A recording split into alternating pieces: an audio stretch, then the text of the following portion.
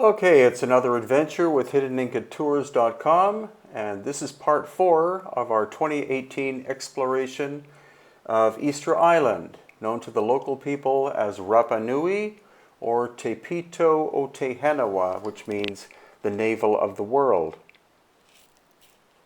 So you see the breathtaking landscape of this little island, only 5 miles by 7 miles by 10 miles in size, and located more than 2,000 miles from the west coast of South America.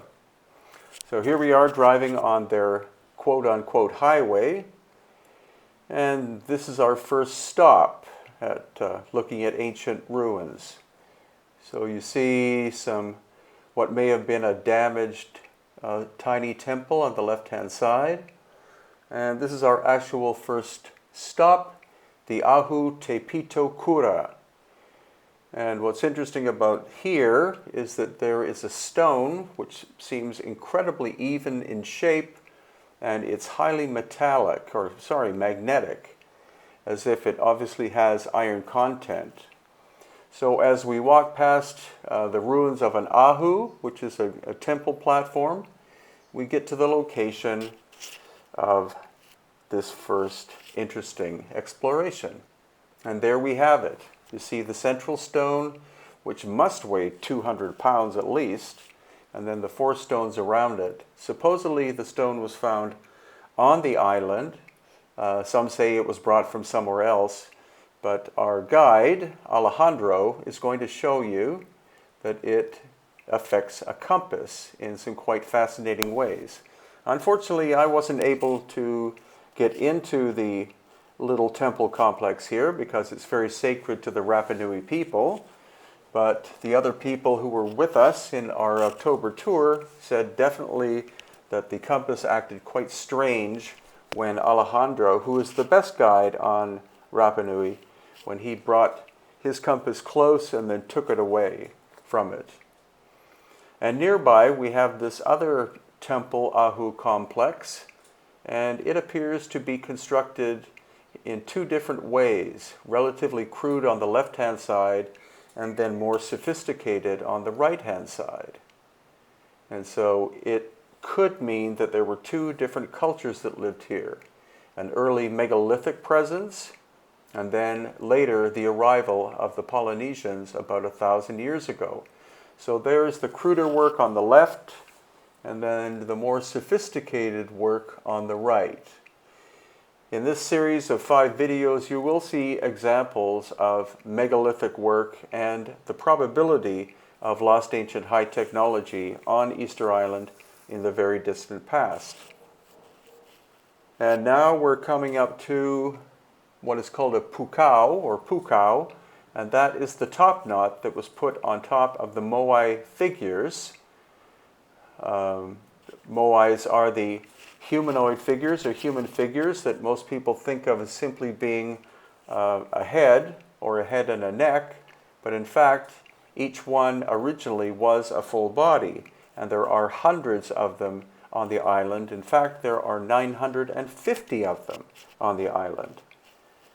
So what we're doing now is we're coming closer to another Ahoo platform, and as I zoom in, you'll see some very large slabs of basalt, which is a very tough stone, hard stone.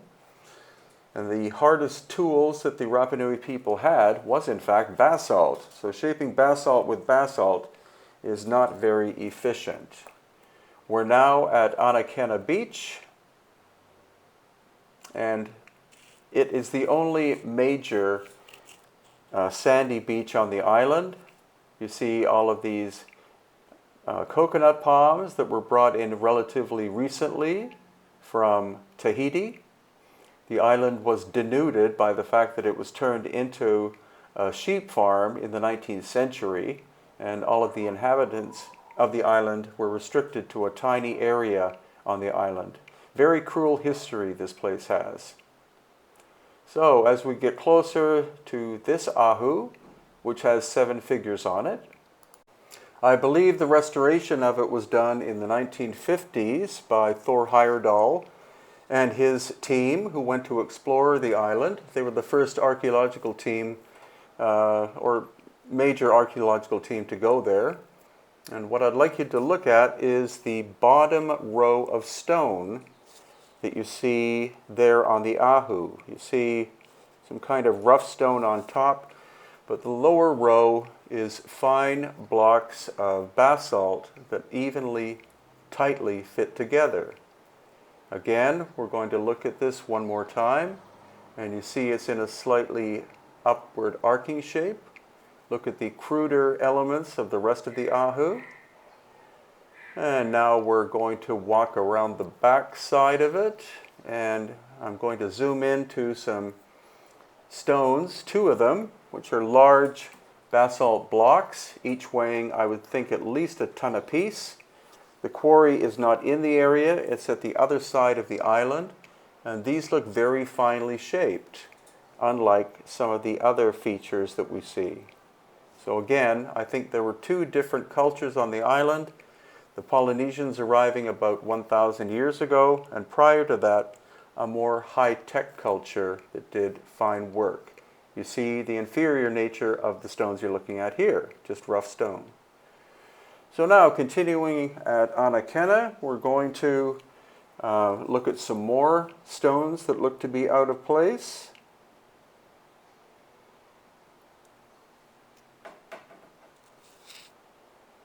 So you can see once again, two relatively large pieces of basalt stone. This one relatively nicely shaped.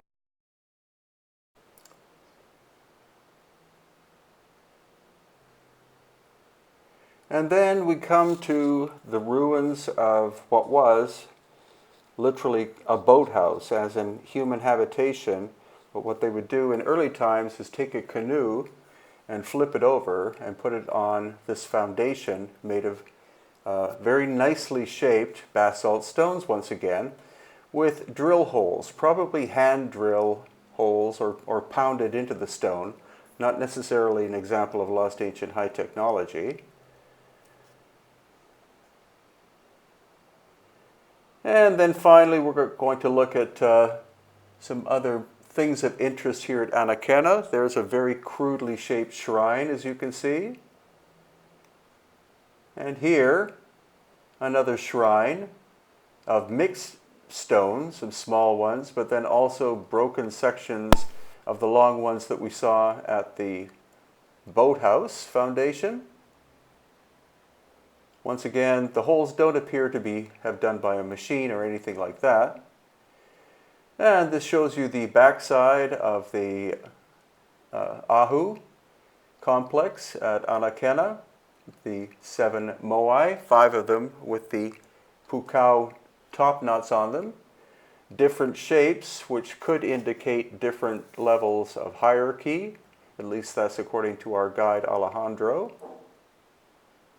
And each one is always, the pukaos are always red, and that may indicate an ancient people who lived there that actually had genetically red hair, because the first accounts by explorers, especially the crew of the Dutch explorer Roggeveen in about 1720, indicated that there were black-haired people, red-haired people, and even blonde-haired people on the island. And some were tall, some were short, some were light-skinned, some were dark-skinned. So this kind of flies against the typical academic studies that state simply that the Polynesians were the first humans there, beginning about 1,000 years ago. And once again, we see a grove of very nice coconut palms brought in from Tahiti relatively recently, because the fact that it was a sheep farm for something like 75 years basically denuded the island. It was a British company, I believe, that was given license by the Chilean government to basically devastate the environment. But what we're here for is to look at the beautiful ancient aspects of this little gem of an island, more or less in the middle of nowhere. And so this is something you're going to see in part 5.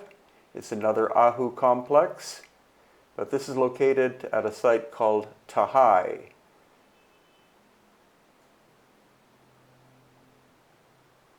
Thank you for watching. And these are related books and videos at Amazon.com.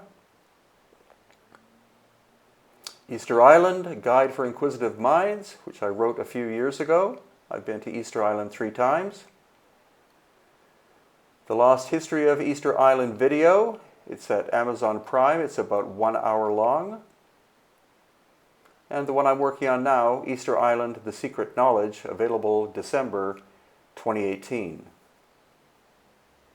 And if you're interested, these are upcoming 2019 tours at hiddenincatours.com.